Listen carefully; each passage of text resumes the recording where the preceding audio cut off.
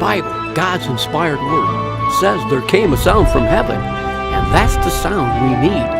The truth, present truth that can set you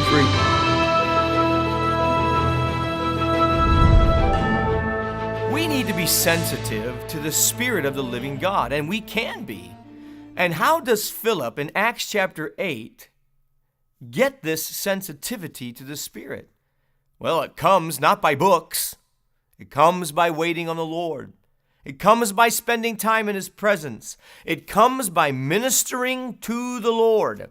In fact, if you read in Acts chapter 13, you'll hear this phrase, and as they ministered to the Lord and fasted. Did you hear that? Let me say that again. And as they ministered to the Lord and fasted. You see what fasting is connected to? It's connected to ministering to the Lord. And as they did this, the Spirit said, "Separate unto me Paul and Barnabas for a work whereunto I have called them." What are you saying?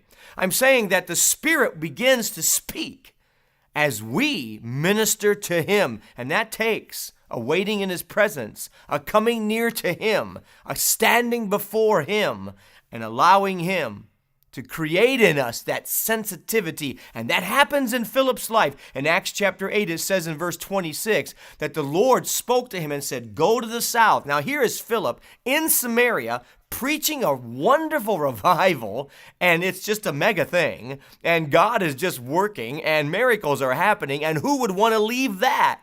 But yet God will call you out of that wonderful, powerful revival to send you to a place you don't even know. Oh, He knows it's towards Gaza, but He doesn't know what's going to happen when He gets there, and He doesn't know specifically where, and He doesn't know exactly what. But He knows the Spirit of God led him. Do you know if you are sensitive to the Spirit of God, it doesn't matter where you go. It doesn't matter to you because you're following the leading of the Lord. We learn two things at least in Acts chapter 8. Number one, that a negative thing can actually lead to a positive thing. Persecution led to a scattering of the people, and Christ was preached. Oh, what a wonderful revival happened as a result of it in Samaria, of all places. Samaria, the place that Jews didn't want to go to. Samaria, the place where you weren't really expected to go to as a Jew. But nevertheless, the place that God wanted to reach. Oh, friends, never forget, the negative can lead to a positive. But number two, see Philip's life. Sensitivity to the Spirit of God can lead to someone specific. Do you realize that that's what happens in Philip's life? And his sensitivity came by ministering to the Lord, and so will yours and mine. And what happens? He leads him to an Ethiopian eunuch who is reading the Bible of all things, and he happens to hit this man at the right time, at the right place.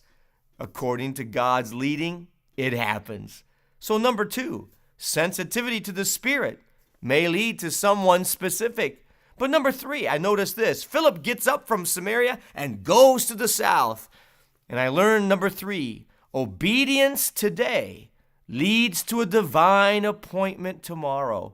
Oh yeah, here's Philip obeying God. When? Right now. Do you realize that if he would have waited perhaps 5, 10, 15 minutes or maybe half a day, he would have missed this Ethiopian eunuch?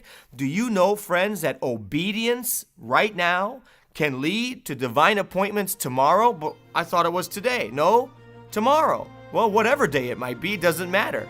It's my obedience to when He speaks that makes all the difference in the world. So, obey. Trust Him, and thank you for joining us on A Certain Sound. For more information, visit us online at acertainsound.com.